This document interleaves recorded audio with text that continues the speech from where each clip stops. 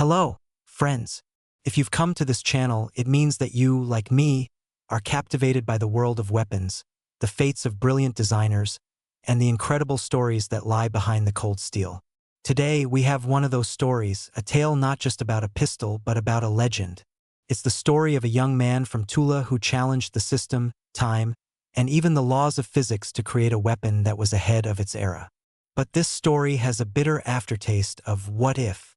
What if his first project hadn't been shelved? What if he had competed head-to-head with Makarov himself? We'll break it all down to the bone, from the student auditorium to the secret KGB testing grounds. I promise, there will be details you've likely never heard before. Don't click away, it's worth it. And at the end, an intriguing question awaits, which I invite you all to ponder together in the comments. And of course, subscribe so you don't miss the next investigations. The student who fired shots during his thesis defense. The beginning of Ruslan Guk's journey?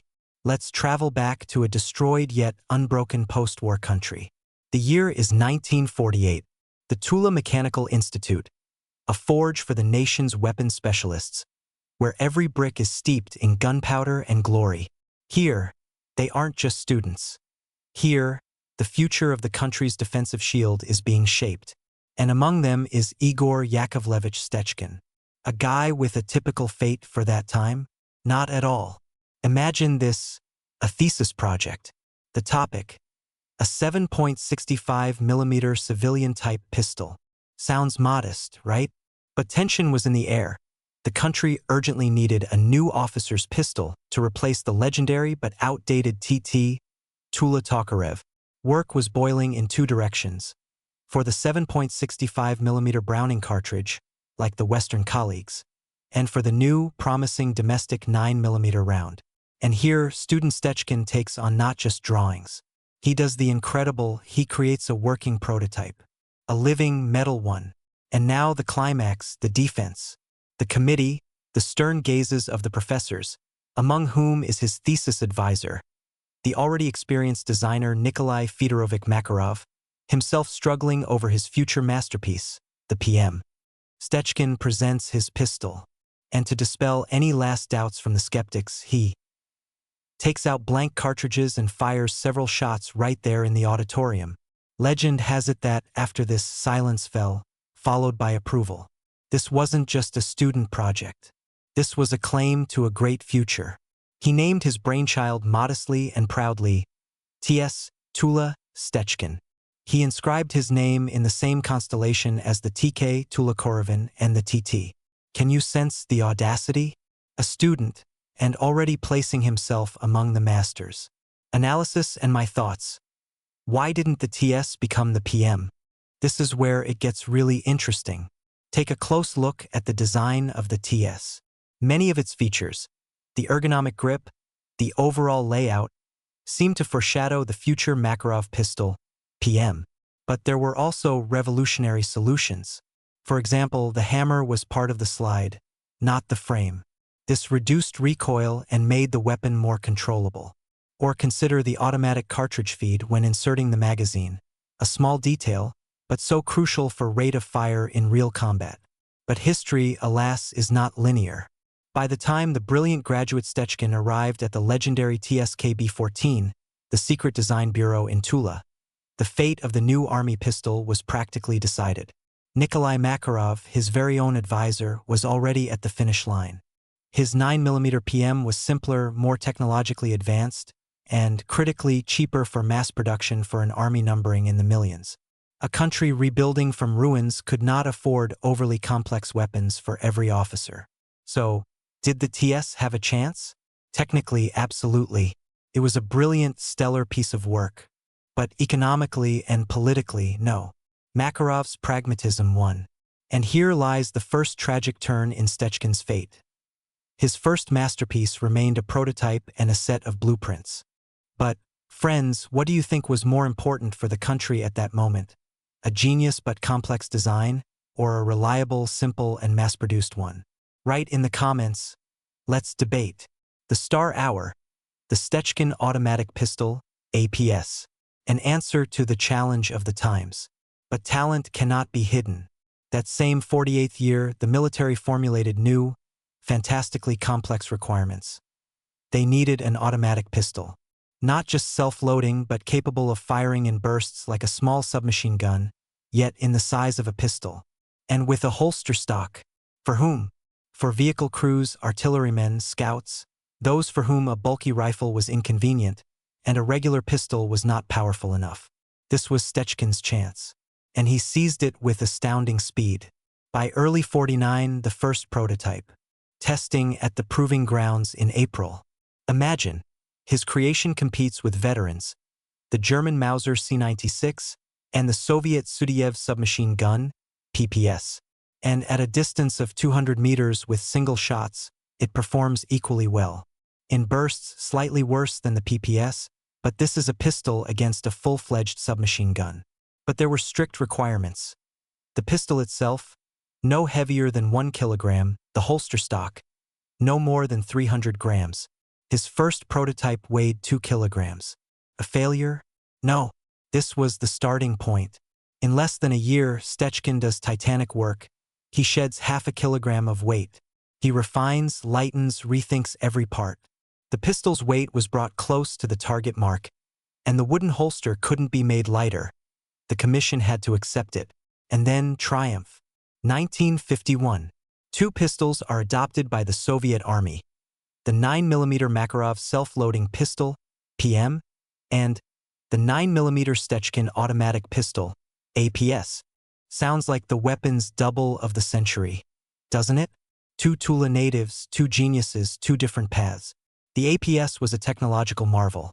It had a fire selector, single/burst, a rate reducer for accuracy, a 4-row magazine holding 20 rounds, phenomenally many for the time, and that very holster stock that turned it into a sort of carbine. Historical and economic background. Why did the APS become a niche weapon? To understand the APS's further fate, one must look at the economics of the USSR in the 50s. The country was building up its nuclear shield, developing rocketry, rebuilding industry. Conveyor belt, mass production was the sacred cow. The APS, for all its genius, was complex. Precision mechanics, many small parts, strict fitting. Its cost was high. And more importantly, its inherent features manifested in the troops. For the average officer carrying a pistol on his belt every day, the APS with a pouch for 2 magazines and a holster stock was a bit heavy. Those 1.5 kilograms made themselves felt. And as a support weapon, it lacked muzzle energy and range compared to, say, the PPSH or the new AK. It found itself in a unique but narrow niche, a weapon for special forces, where stealth and surprise fire were crucial. As a result, dry statistics. Production at the Malat factory lasted less than 5 full years, from 53 to 57. Just under 100,000 units were produced. For comparison, the PM numbered in the millions. The APS was discontinued. It seemed that Stechkin's star, having just risen, had set. But this was only an illusion. The KGB's secret weapon, cigarette cases and silent cartridges. While the Army pondered mass production, other structures, the Committee for State Security, had their own special requests. And here, the demand for Stechkin's genius soared to the skies. In 53, he was given a fantastic task: to create a silent close combat weapon. Not a bulky shooting device, but something elegant, concealed, lethal. And Stechkin does the impossible. He doesn't just make a weapon. He creates an entirely new cartridge for it.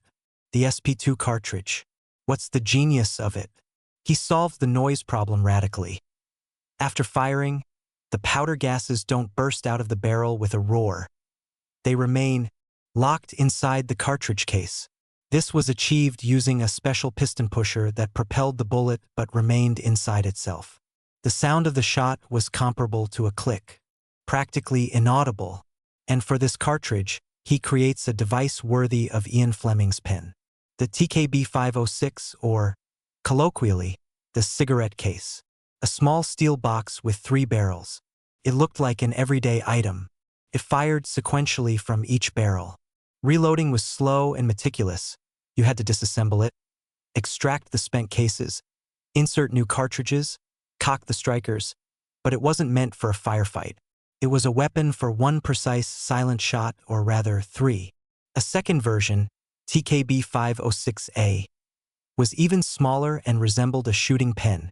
This was the pinnacle of concealment, the genius of applied science. Here, friends, Stechkin showed himself not just as a gunsmith, but as a universal engineer, physicist, technologist. He thought systematically.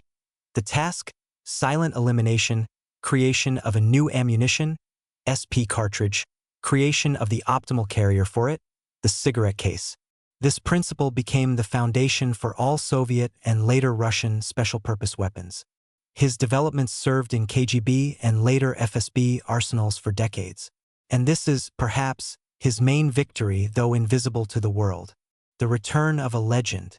From modern to the present day. The story doesn't end there. After a brief period working on missile systems, where many gunsmiths were transferred in the era of rocket-centric focus, Stechkin returned to small arms in the 70s. He participated in the grand competitions Modern, the search for a new assault rifle, and Abakan, creating a rifle with extreme burst-fire accuracy. His models, like the TKB-11 Birdish or TKB-24, were bold, unconventional, and technically sophisticated. They didn't always win, more often the reliability and manufacturability of the Kalashnikov won, but they made people think, pushing engineering thought forward. And what about the APS? It didn't die. In the 80s, with the rise of terrorism and special operations, it was remembered. Its reliability, power, and compactness were again in demand by Special Forces units of the Ministry of Internal Affairs and the GRU. And in the 90s, based on it, the DART was created, an APS with an integrated suppressor, the pinnacle of the idea's evolution. Conclusion and call to action. So, who was Igor Stechkin? A failure whose best project lost to the PM?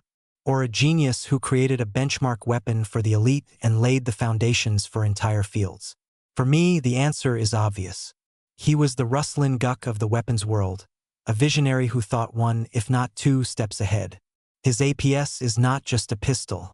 It's a symbol of an idea that was too advanced for its mass production era but perfectly found its place in the niche of high professionalism. He lost the battle for mass appeal but absolutely won the war for quality, innovation, and solving super-complex tasks. His story teaches us that genius isn't always measured in millions of units produced. Sometimes it's measured in the silence of a special operation, in the reliability of a weapon in a special forces operator's hands, and in having your name forever become synonymous with an entire class of legendary weaponry. What do you think? What is more important for a country's defense? Millions of simple and reliable Kalashnikovs and Makarovs, or a handful of complex, yet unparalleled weapons of the future like the APS? Could Stechkin, given more resources and time, have created something that would have changed the entire industry? Let's have a lively discussion in the comments. Share your opinion. Give a like if this investigation was interesting and engaging for you. And be sure to subscribe to the channel. There are many more untold stories ahead from the world of technology, history, and human genius, which, like the barrel of Stechkin's pistol, has always been aimed only forward. Talk soon.